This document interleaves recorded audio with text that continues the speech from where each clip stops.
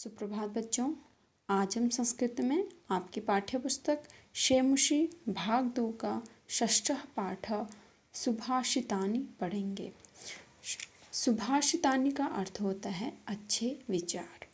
जो ये पाठ है इसमें बहुत श्लोक हैं। इन श्लोकों में परिश्रम का महत्व, क्रोध का दुष्प्रभाव, सभी वस्तुओं की जो उपादेयता होती है और बुद्धि की विशेषता आदि पर प्रकाश डाला गया है। तो हम शुरू करते हैं। आलस्यम ही मनुष्याणां शरीरस्थो महान रिपु नास्ति उद्यम समो बंधुम कृत्वा यम न अवसीदति। इसमें कुछ संधि होगी। यहाँ पे होगा नास्ति धन उद्यम समूह, यहाँ पे होगा न धन अवसीदति। सबसे पहले हम इसका अन्वय जान लेते हैं। अन्वय क्या होता है कि श्लोक को हिंदी अर्थ के अनुसार क्रमबद्ध करना अन्वय कहलाता है। तो इसका अन्वय होगा मनुष्याणां शरीरस्थो महान शत्रु आलस्यम उद्यम समूह बंधु न अस्ति यम कृत्वा मनुष्यो न अवसीदति। अर्थ हो जाएगा इसका मनुष्याणाम यानी मनुष्यों के शरीर में स्थित, यहाँ पे देखो षष्ठी विभक्ति है, षष्ठी विभक्ति है। मनुष्यों के शरीर में स्थित महान शत्रु आलस्य है। जो मनुष्यों के आलस्य कहाँ होता है? मनुष्य के शरीर में होता है। तो मनुष्यों का अपना ही सबसे बड़ा शत्रु क्या है? आलस्य है, जो कि उसके शरीर में ही स्थित होता है। उद्यम समूह बंधु न अस्ति। जो उद्यम किसे कहते हैं? परिश्रम के समान कोई बंधु नहीं है। बंधु का अर्थ भाई भी हो सकता है, मित्र भी हो सकता है। यम कृत्वा, इसको करके, किसको करके? उद्यम यानी परिश्रम को करके मनुष्य न मतलब नहीं, अवसीदति मतलब दुखी नहीं होता है। किसको? उद्यम को करके, परिश्रम को करके मनुष्य कभी भी दुखी नहीं होता है। आप लोग भी देखते होंगे अपने नित्य जीवन में, यदि हम आलस्य करते हैं तो उसमें नुकसान हमारा ही होता है और हम ही बाद में दुखी होते हैं। यदि जो बच्चा परिश्रम करता है, अंत में उसको जो परिणाम होता है वो भी अच्छा होता है और वह प्रसन्न होता है। दूसरा श्लोक है गुणी गुणम वेति न वेति निर्गुणो बली बलम वेति न वेति निर्बलो पिको वसंतस्य गुणम न वायसः करी च सिंहस्य बलम न मूषकः। इसका अन्वय हो जाएगा गुणी गुणम वेति निर्गुणः गुणम न वेति बली बलम वेति निर्बलः बलम न वेति वसंतस्य गुणम पिकः वेति वायसः न वेति सिंहस्य बलम करी वेति मूषकः न। अर्थात जो गुणी होता है, गुणवान व्यक्ति होता है, वह गुण को वेति मतलब जानता है। गुणी व्यक्ति ही गुणों की महत्ता को जानता है। निर्गुण गुणम न वेति। जो निर्गुणी होता है, जिसके अंदर गुणों का अभाव होता है, वह गुणों को नहीं जानता है। उसको पता ही नहीं गुणों का महत्व क्या होता है। बली बलम वेति। जो बलवान व्यक्ति होता है वही बल को जानता है। उसी को ही पता होगा कि बल क्या चीज़ है। निर्बल, जो निर्बल होता है, कमजोर होता है, वह बल को नहीं वेति मतलब जानता है। निर्बल, जो कमजोर व्यक्ति कभी भी बल को नहीं समझता है, नहीं जानता है। वसंतस्य गुणः पिकः वेति। जो वसंत होता है, वसंत के क्या गुण होते हैं? वह पिकः यानी कोयल ही जानती है। वायसः न वेति। वायसः का अर्थ होता है कौवा। वसंत के गुणों को कौवा नहीं जानता है। सिंहस्य बलम करी वेति। जो सिंह है उसके बल को करी यानी हाथी जानता है। हाथी को पता है कि यह शेर कितना बलवान होता है। मूषकः न। और मूषक यानी चूहे को सिंह के बल का कोई अंदाजा नहीं होता है। उसको नहीं पता होता है कि सिंह पे कितना बल है। यानी कि जिस व्यक्ति में जो गुणवान व्यक्ति होते हैं वही गुणों के महत्व को जानते हैं, अन्य व्यक्ति उसके महत्व को नहीं जानते हैं। अगला है निमित्त उद्देश्य ही यह प्रकुप्यति ध्रुवं सह तस्यापगमे प्रसीदति अकारण द्वेषी मनस्तु यस्य वह कथम जनस्तम पारितोषयिष्यति। पहले यहाँ पे जो संधि है एक यहाँ पे है तस्य धन अपगमे, और यहाँ पे होगा मनः धन तु। तो इसका पहले हम अन्वय जान लेते हैं। यह निमित्तम उद्देश्य प्रकुप्यति सह तस्य अपगमे ध्रुवं प्रसीदति यस्य मनः अकारण द्वेषी अस्ति जनः तं कथम परितोषिष्यति।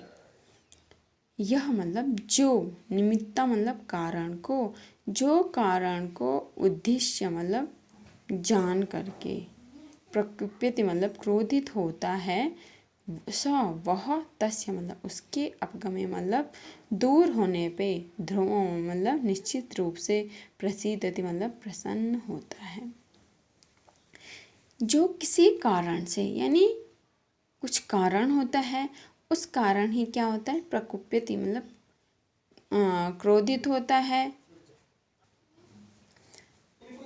सह तस्य अपगमे वह उस कारण के दूर होने पे, कोई जिस परेशानी के कारण वह क्रोधित होता है, जब वह दूर हो जाता है वह निश्चित रूप से प्रसन्न हो जाता है। जिस कारण से कोई व्यक्ति क्रोधित होता है वह कारण यदि दूर हो गया तो वह क्या होता है, निश्चित रूप से प्रसन्न होता है। यस्य मनः अकारण द्वेषी अस्ति, जिसके मन में, यस्य मनो जिसके मन में अकारण बिना कारण के ही द्वेष अस्ति मतलब है, जनः व्यक्ति तम मतलब उसको, कथम मतलब किस प्रकार, पारितोषयिष्यति उसको किस प्रकार से प्रसन्न करेगा। यदि हाँ, जिसके पास कोई कारण है गुस्सा होने का, अगर वो कारण ही दूर हो गया तो जरूर प्रसन्न हो जाएगा।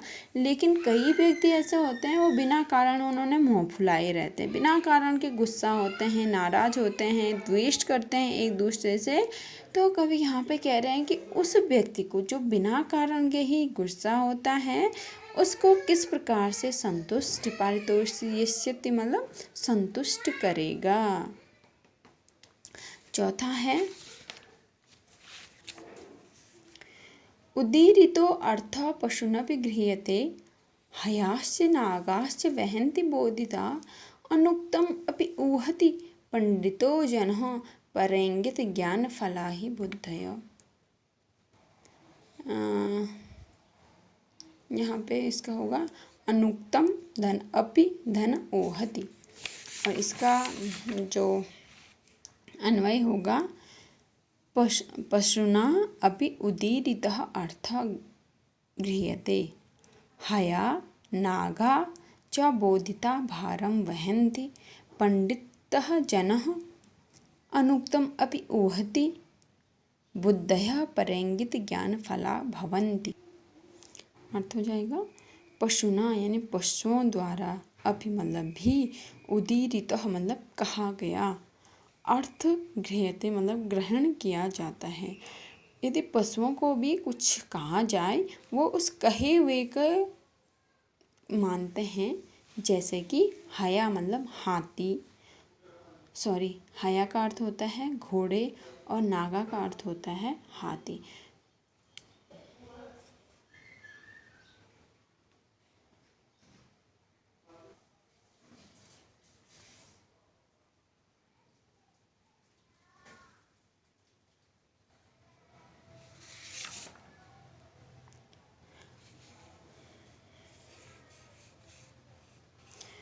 क्रोधो हि शत्रुः प्रथमो नराणां देहस्थितो देहविनाशाय यथा स्थितो काष्ठगतो हि वह्नि स एव वह्नि दहते शरीर। इसका अन्वय हो जाएगा नराणां देहविनाशाय प्रथमो शत्रु देह स्थितः क्रोधो यथा काष्ठगतः स्थितः वह्निः काष्ठम् एव दहते तथैव शरीर स्थितो क्रोधो शरीरम दहते। अर्थ हो जाएगा नराणाम यानी मनुष्य। नर कहते किसे कहता है? मनुष्य। मनुष्यों के देह मतलब शरीर, शरीर के विनाशाय विनाश के लिए, मनुष्यों के शरीर के विनाश के लिए प्रथम शत्रु, पहला शत्रु देह स्थित, शरीर में स्थित क्रोध होता है। मनुष्य के विनाश के लिए उसके शरीर में जो स्थित क्रोध होता है। प्रथम शत्रु कौन होता है? उसके शरीर में ही स्थित क्रोध होता है। यथा जिस प्रकार काष्ठगतः स्थिता वह्नि, जिस प्रकार लकड़ी, काष्ठ का अर्थ क्या होता है? लकड़ी में स्थित, वह्नि मतलब अग्नि, काष्ठम एव दहते, काष्ठम एव है ना, लकड़ी को ही दहते मतलब जलाती है। तथैव उसी प्रकार शरीरस्थ, शरीर में स्थित क्रोध, क्रोध शरीर को ही दहते मतलब जलाता है। आपने देखा होगा कई व्यक्ति क्या होते हैं, बहुत क्रोधी स्वभाव के होते हैं, तो जब भी उनको क्रोध आता है वो सबसे बड़ा नुकसान स्वयं का करते हैं। जिस प्रकार से आपने देखा होगी लकड़ी में जो आग होती है वो सबसे पहले उस लकड़ी को ही जलाती है, बाद में और चीज़ों को बाद में जलाती है, सबसे पहले उस लकड़ी को ही जलाती है। उसी प्रकार जो क्रोध होता है, गुस्सा होता है, वो सबसे पहले शरीर को ही जलाता है, शरीर को का ही, अपने शरीर का ही नुकसान करता है।